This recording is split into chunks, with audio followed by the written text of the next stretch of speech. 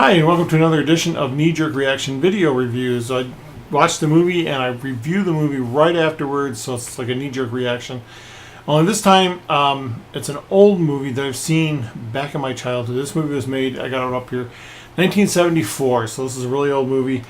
And if you think I'm gonna say spoilers, I'm not. I think there's a statute of limitations on spoilers, so a movie that's over 50 years old, I think the statute of limitations has run out on spoilers. So I am going to talk about the movie. People are going to say, well, why the hell are you watching this movie? You know, it's a movie called Where Are All the People Gone? And it stars Peter Graves. And you're going to watch this whole movie waiting for him to be funny. Because, you know, like when he was in Airplane, he was so deadpan and then something funny would happen. So you're watching this movie and it's Peter Graves and he's delivering these lines and you're like waiting for something to happen. And I'm just sure like Mystery Science Theater 3000 or somebody's going to do a riff tracks on this because it's just rife for it. But anyway, it's called Where Are All the People Gone? It's a horrible movie to watch visually because it looks like they filmed it on 8mm, projected it onto a dirty sheet, and while they were projecting it, they recorded it on a VHS tape, let it set for 30 years, and then converted it to digital. I mean, it's just that bad. It's blurry, it's fuzzy, it's washed out, the colors aren't right. But it's an old movie. It's a made-for-TV movie, so it's square. So if you're watching it on your TV and it's like shaped like your TV, it's probably going to squish all the people down. So you want to watch it. If it's not square, you're not watching it right. It was made for an old CRT TV. So make sure you're watching it as a square. But anyway, excuse me, this movie, there are some movies you watch in your childhood, and in 1974 I was a full 10 years old, and there are certain things that stick with you. Like I remember watching House on Haunted Hill with the original with Peter, God, I can't remember his name now. Anyway, there's a scene in the basement where they just met the acid pit, and the woman is being calmed by the guy, and they turn around and there's this old woman standing there who looks like a witch, and she's cackling, and then she flies backwards through the wall, and that scared the crap out of me as a kid. And so there's old movies that have no real redeeming qualities, but you remember a scene like that and it just sticks with you. And that is probably one of my top 10 movie scenes that have stuck with me through my entire life. And another one that's in the top 10 was a scene from this movie, and I'll get to it in a few minutes, but it's one of the scenes, and I remember watching this with my sister, and we both just totally freaked out over this one scene. Other than that, so I watched this movie. It's not really a knee-jerk reaction because I did see it 50 years ago. But how do I explain it? It's an end-of-the-world movie, and I like end-of-the-world movies, but the science in this makes absolutely no sense whatsoever, like completely no sense. Supposedly a solar flare hit the Earth, activated a virus, and killed everybody that didn't have a certain gene, which doesn't make any sense whatsoever. What doesn't make further sense is this virus reduced people to a white powder. So you have all these things that don't make sense. First of all, if something like that is going to happen, it's going to affect either all life. Solar flare will affect all life, not just humans. You're going to see powdered deer and dogs and cats and everything else. And plants will wither. I mean, a solar flare, I just can't understand how they didn't even look up an 8th grade science book to figure this out. The second thing is, it drove dogs crazy, and you're like, well, if it drove dogs crazy, why didn't it drive the deer crazy and the bears crazy? And I guess there is a scene in the movie where a guy, they meet a guy who's coming from Los Angeles, and he says, don't go in town. He says some of the people went crazy like the dogs. So I guess it did kind of affect some of the people, but it's the science is horrible. How can a solar flare affect a virus, which is in everybody, I guess, and everybody with this one gene survived? So, of course, his father and their kids are trying to get home to the mother because their reasoning is if they survived, then their mom must have the gene that would help her survive. And it's just kind of their adventures along the way to getting home. But, again, it's just some of the writing, I guess, they wrote it as if this is what really people would really go through. At first they're afraid to eat the food because I think at first they thought it was a nuclear accident. Because what else are you supposed to think? People are reduced to white powder. They think, oh God, it's radiation. So they're afraid to eat food. So they go the first 2 days without eating food, drinking only water that they had with them because they were in a cave when this happened. So their logic was that the cave protected them, which, again, that would make perfectly logical sense. But turns out a cave wouldn't have protected them from this virus. So anyway, for the first 2 days, they drink nothing but the water they had with them in the cave. And they get to a house, someone they knew that had a Geiger counter, and they discover that there's no radiation. So they rule out radiation. All the cars are fried, their generators are fried, the batteries are fried. And then later on they figure out, well, only cars that were running would be fried because they were looking for cars that had keys in ignition. So by logic, if the keys are in ignition, they were probably running when they stopped. So then they started looking for cars without keys in ignition. So, some of the writing just kind of makes sense, and I kind of give kudos to that kind of thing. But then the science behind it, oh God, they just totally made up something. They said, we got to erase all people on Earth. What's the quickest way to do that? Solar flare, people get sick for 2 days and then turn into white powder. So the other thing about this movie, it's made in 1974. They're very pessimistic because the very first survivor they come across pulls a gun out of them and strands them in the desert. Very second person they come across is the people that were shot. Third person they come are also armed, and there's a standoff with guns. It's just very pessimistic. It was like every man for himself, and of course, our protagonists are like, they're having the philosophical discussion. Well, you really wouldn't have shot that guy, would you? And they're like, well, he was going to shoot me. Why wouldn't I shoot him? So it boils down to this survivalist, every man for himself type thing, and everyone had a gun, and everyone was going to shoot everyone to get home. So they do meet some survivors, and this brings up the scene. This is, like I said, this is one of the scenes that stuck with me.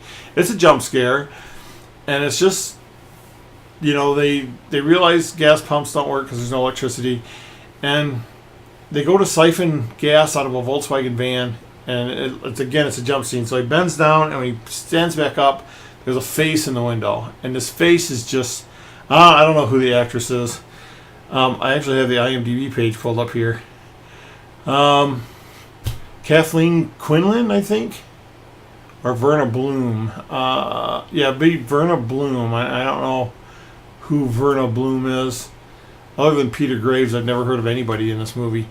But there's a scene where they pan down to him siphoning the gas, and they pan up, and his face is in the window. And I gotta tell you, that is like, even watching this as an adult in daylight hours, it made me jump.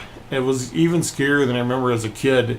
And then when they go to talk to her, she's like phased out, and they're waving their hands in front of her, and just this blank look, and oh God, she's just horrifying. And no offense, Verna Bloom, but you were horrifying. But that scene will stick with me forever. And if you got little kids, let them watch this movie. Let them get scared of that. I was 10 years old when I saw that, and it stuck with me my whole life. Even scarier as an adult. But other than that, why would you watch this movie? They do some stupid things. Of course, like I said, the writing kind of let them figure it out. I like movies where they figure stuff out along the way. They figure, okay, we got to find cars that weren't running. But then they come across packs of dogs, and the dogs have gone crazy. And in the movie, the excuse was solar flare drove them crazy. But I think they would have been better off saying, okay, these dogs are suddenly without their owners. They're starving. They're just formed up in packs. They're just wild dogs. But no, they had the excuse that somehow the solar flare drove all the dogs crazy. And I think, when you watch this, you get this idea that maybe they were setting up for an end of the movie series, kind of similar to Last Man on Earth, because they were like setting all these things up that would have made sense throughout a series. But anyway, they also make some very stupid decisions. So we've already established that there's packs of wild dogs. We've already established there's people with guns. So they come to this part in the road where there's a school bus and a car, and they're like, well, we better walk from here. And I'm like, dudes, you're in this big old station wagon. Just push that other car off the road, and why put yourself out there? You got only one gun. You know there's packs of wild dogs. You know there's people. It just when you watch a movie, you're like, why do people make stupid decisions? And that comes down to the writers. But so they got some things right, but they got other things way, way wrong. But yeah, do I expect anyone else to watch this movie? Not really. I mean, I watched it because it was kind of a piece of my childhood, and it's hard to watch. Like I said, the video quality is horrible. The audio quality isn't that much better. You have kid actors who are overacting. You have Peter Graves, and you're waiting for him to be funny, and he's not funny.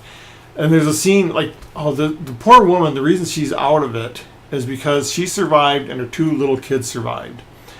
And at some point, before they met her, she left the kids in the car. She went to a grocery store to get groceries, and she makes a point of this, that she left the windows down. And when she came out, a pack of dogs had jumped in the windows and had tore her kids apart. This is horrific. I can't imagine losing everyone on Earth, trying to protect your two kids, then seeing them get ripped apart by dogs.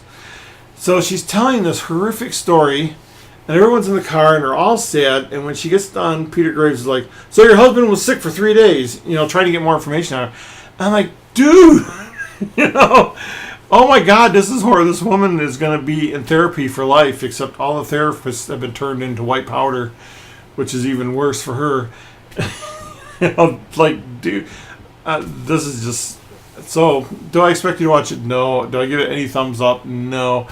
Don't waste your time on this movie unless you've seen it before. You just want to live that jump scare.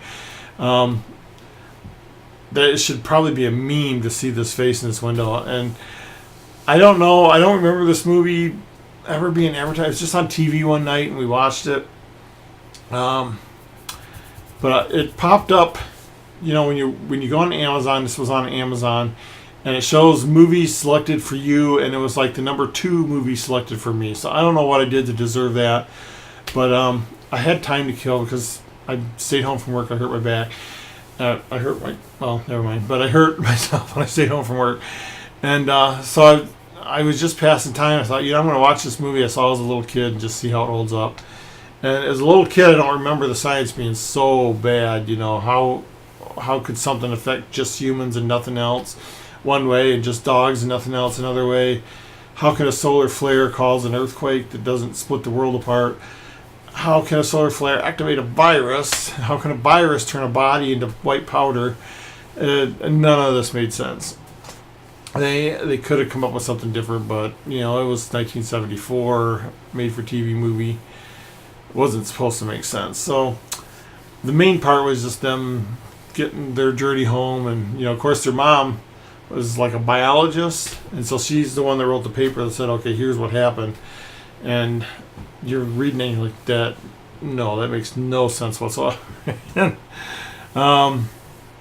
the end, they just show them standing by the ocean. Yeah, we're alive, and we're going to try and keep surviving. And the Vera Bloom character, she tried to kill herself, and I imagine she's going to try that again and again and again, because no one listened to her about her horrific story for her kids. But yeah, don't waste your time on this unless you want to see what life was like in 1974. Lots of cool old cars. I just love the old cars and old movies. Whenever I search for cars on Craigslist, I always stop it at 1979 and look for anything like from 60 to 79. That was the era of the cars that I liked. Beyond that, they're too old. I don't know, they're just too old. But in that era, that was like the worst era of the American automobiles. That's when they started to fall apart. That's when they started to rust, literally rust in the showroom. But yeah, there was just some cool styles, and so you can watch cars in their heyday. But yeah, ram the other car off the road. You're in a stolen car anyway. There's no one left on Earth. Who cares? Well, we're going to walk from here. There's wild dogs. So, yeah. I'm not recommending you watch this movie, but I'm doing the review because it was very nostalgic for me. I like end of the world movies. And, yeah, I did this more as an exercise for me. But if you want I don't know. I'd like to see someone watch it and see if that jump scare affected them the way. And it might not have affected me had I just watched the movie, but as a kid, it affected me. I think that affected the way I am now. So anyway, there it is. It's called "Where Have All the People Gone" with Peter Graves. Nothing redeeming about it, and I just did this as an exercise in fun, just to see if the movie held up to my childhood memories. So anyway, I'm gonna sign off. Got some rest. You can see I just showered and shaved my beard off. I'm heading to work. So take care, and we'll see you next time.